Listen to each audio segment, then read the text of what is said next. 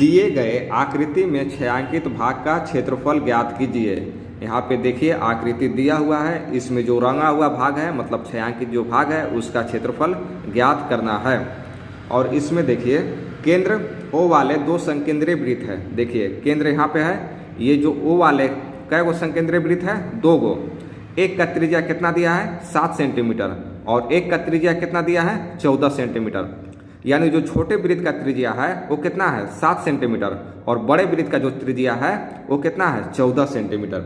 और यहाँ पे देखिए क्या दिया है, एंगल AOC यानी एंगल AOC कितना डिग्री दिया हुआ है, यहाँ पे दिया है 40 डिग्री दिया हुआ है। ये क्वेश्चन में दिया हुआ है। तो हमको क्या निकालना है, छायांकित भाग का क्षेत्र। क्वेश्चन बनाना बहुत ही आसान है, आप बस इस वीडियो को लास्ट तक देखें, आपको पूरा समझ में आ जाएगा।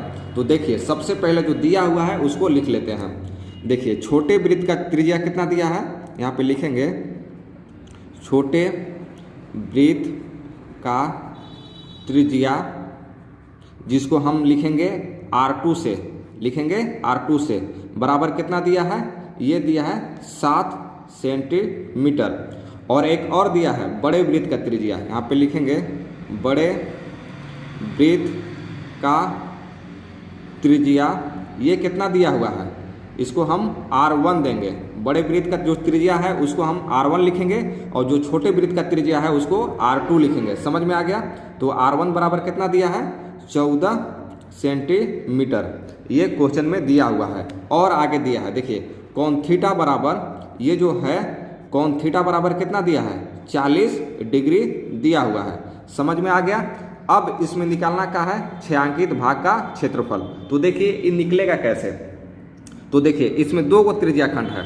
एक त्रिज्या खंड है OAC, बड़े वृत्त का त्रिज्या खंड है, और एक छोटे वृत्त का त्रिज्या खंड है OBD। तो हम क्या करेंगे इसमें कि बड़े वृत्त का जो त्रिज्या खंड है उसमें से छोटे वृत्त का त्रिज्या खंड घटा देंगे, तो मेरा क्या निकल जाएगा, छायांकित भाग का क्षेत्रफल निकल जाएगा। तो हम यहाँ पे वही लिखेंगे, यहाँ पे लिखेंगे छायांकित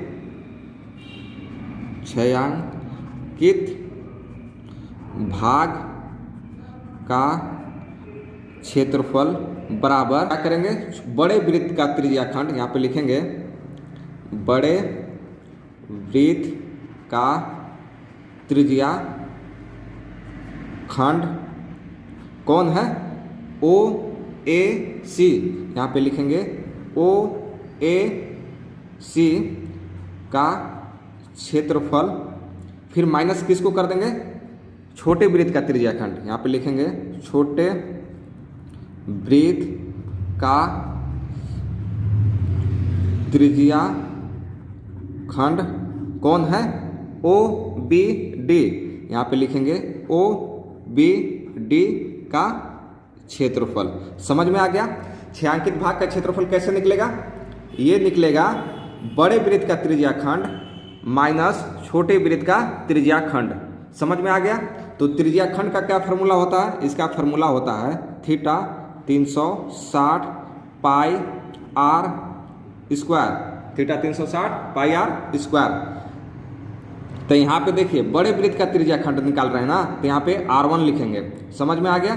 फिर छोटे वृत्त का त्रिज्या खंड का फार्मूला क्या होगा, यही फार्मूला होता है थीटा 360 पाई R स्क्वायर। तो यहाँ पे R2 दे देंगे, यहाँ पे क्या करेंगे R2 दे देंगे। समझ में आ गया। R2 काहे देंगे, क्या कि ये छोटे वृत्त का त्रिज्या है ना, और यहाँ पे बड़े वृत्त का त्रिज्या है, इसलिए यहाँ पे R1 लिखेंगे।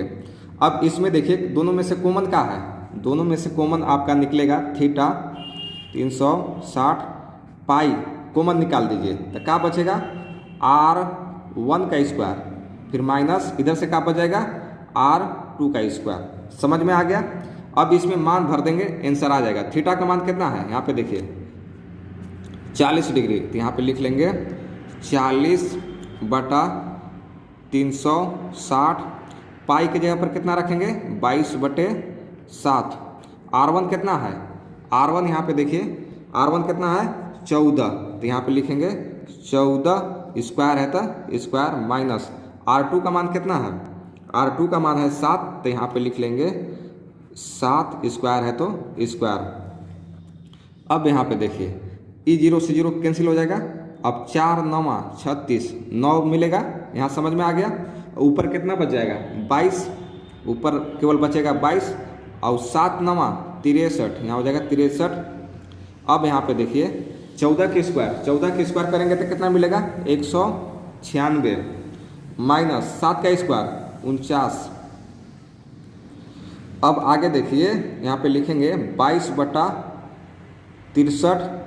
अब इसमें से घटा दीजिए, घटाएंगे तो कितना मिल जाएगा 147। कितना मिलेगा 147 मिलेगा। 7 से काटेंगे, 7 से कटेगा 63, क्या बार में 7 9 63। इसको भी 7 से काटेंगे, क्या बार में कटेगा 21 बार में कटेगा। फिर 3 से काटिए, 3 तिहाई 9, 3 से काटेंगे इसको, क्या बार में 7 बार में। तो देखिए ऊपर से क्या मिल गया, ऊपर से मिला है, यहाँ पे देखिए ऊपर से क्या मिला 22 मिला है और गुना 7 और नीचे केवल बच गया है 3। तो इसको गुना कराएंगे 22 गुने 7 तो ये मिल जाएगा आपका 154/3। ये हो गया आपका आंसर 154/3 सेंटीमीटर स्क्वायर। देखिए कितना आसानी से निकल गया आंसर। आई होप कि आपको समझ में आ गया होगा।